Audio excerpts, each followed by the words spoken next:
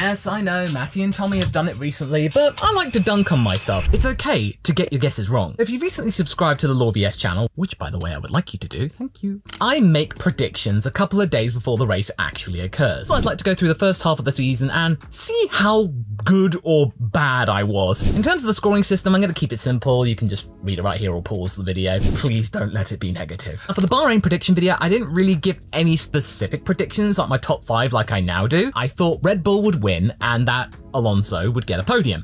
And they did. So I'm going to give myself 2 points for that one, but I decided to actually be mean to myself, and since I predicted that McLaren would score points and they didn't, they really didn't, that's 1 point taken away. I'm going to come away from Bahrain with 1 point. But when we get to Jeddah, normal service has been resumed, and now I actually have a top 5, so I kept it simple for myself and easy to comprehend. My predictions were these guys: Verstappen, Perez, Alonso, Sainz and Russell. But what do we get instead?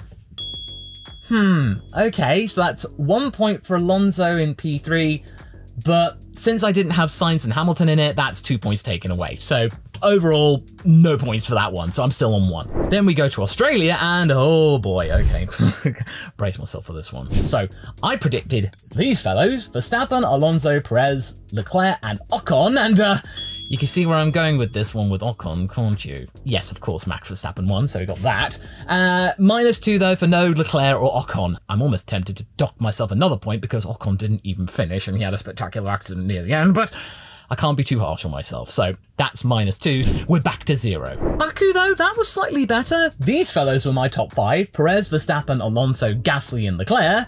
But okay, you know, the 1-2 I did predict, so that's 2 points for that one. But Gasly's not there, so -1, still on 1 point. Then we get to Miami, and these were my predictions right here: Perez, Verstappen, Leclerc, Norris, and Alonso. And what do we get?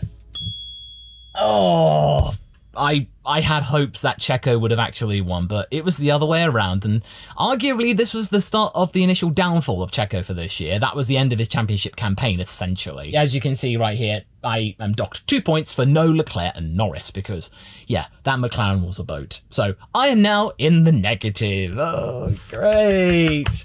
Oh, God. Monaco. I predicted, and I really hoped, that Alonso, Perez, Verstappen, Hamilton and Russell would be the lineup, but no, Max just wouldn't allow us to have a little bit of fun, and Verstappen did win, and that was the one time I didn't put Verstappen as the winner. Oops, I should have really just stuck to my guns on that one, but I will give myself 2 points because I got Hamilton and Russell in 4th and 5th correct, so that's something. But for the fact that in this lineup, I didn't have Perez, and we all know what happened with him, so I'm going to have to take 1 away. So I came away with 1, so I'm now back up to 0. Now, the Spanish Grand Prix. I did have some hopes that Norris would do well and score some points at least, but we all know we got dashed with that because he had that first turn incident with Hamilton. But these were my guys right here: Verstappen, Perez, Alonso, Sainz, and Hamilton. And what do we get? Well, of course, Verstappen won. But I'm going to have to take away 1 point right here because there's no George Russell. So we are still not really scoring. We are still on 0. Canada. Now, rain was an equation here, and I wasn't really sure where this was going to go, but I was pretty sure that Max would actually go on to win. I thought Hamilton would actually get second because, you know, he's fairly good around Canada. He's scored quite a bit there. Then it would have been Alonso, Sainz and Hamilton. And what do we get? Well, okay. +1 for Max, but -1 for no George because he had all that chicanery, he hit the wall, but he did manage to recover and get some points at least. But in terms of my pointage, oh no, wait, no, I actually just remembered. No, there's no Checo. There's no Checo because Leclerc's in there. And Sainz, the Ferraris, actually got well in the top 5. So, no, -2 for that one. I'm back in the negative, -1 again. Oh, this isn't good. Now, for Austria, I decided to keep it simple. Of course, Max Verstappen would win. It's the Red Bull ring. He is very good around there. So it would have been Verstappen, Alonso, Perez, Hamilton, Norris. I did have big hopes with this upgrade package. This was their last chance to really perform. This didn't work. Nothing would work for McLaren this season. But thankfully, Norris would have been in the top 5, and he did stay in the top 5. But I did get my thing wrong. He wasn't 5th. I actually underestimated him. So as you can see right here, Verstappen, Leclerc, Perez, Norris and Alonso, that was the lineup. So okay, I got 2 points for predicting the 1-2 correctly, but as you can see here, I had to dock myself 1 point for no Hamilton, and therefore I am now back up to 0 again, so it's a little bit tense here. Please don't be in the negatives, please. Then we get to Britain. This is going to be bad. Okay. Norris, he was on the up and up, and I was very, very hopeful that it would have been a McLaren podium. But once again, I underestimated Norris. Verstappen, Sainz, Norris, Perez, and Alonso. What do we get?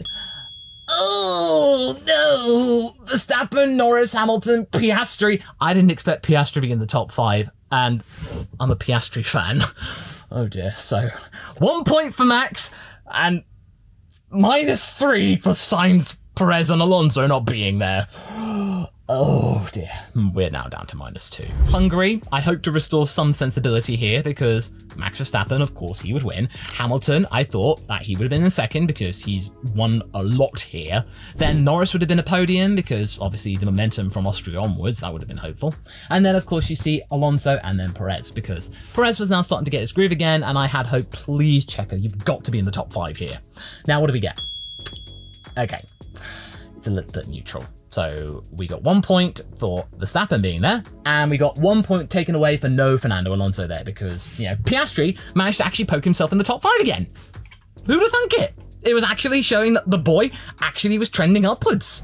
Now, okay, we get to Belgium, the race that I didn't really see most of, but the stuff that I did see on the boat, I wish I hadn't. So, okay, Verstappen, Norris, Piastri, Perez, Hamilton. So really for me, the McLaren hype train was for real. I thought that based on all the stuff that we've been seeing, even though they weren't going to get the upgrades, that we would have had hopefully a wet race and therefore McLaren's strategy with the loaded rear wing would have worked. But no, the FIA decided to go, no, we're not going to run when it's really, really damp. We're just going to wait until it dries and no rain at all. So that bungled McLaren's chances and Norris was just lucky to even be in the top 10 after his floor damage. So as you can see right here, oh dear, Verstappen, Perez, Leclerc, Hamilton, Alonso. It's +1 for, yeah, that's right, but -2 for the fact the McLaren boys weren't in the top 5. So yeah, that was a bit of a pill to swallow for us McLaren fans, but well, I mean, I'm not going to talk about the first lap incident, but anyway.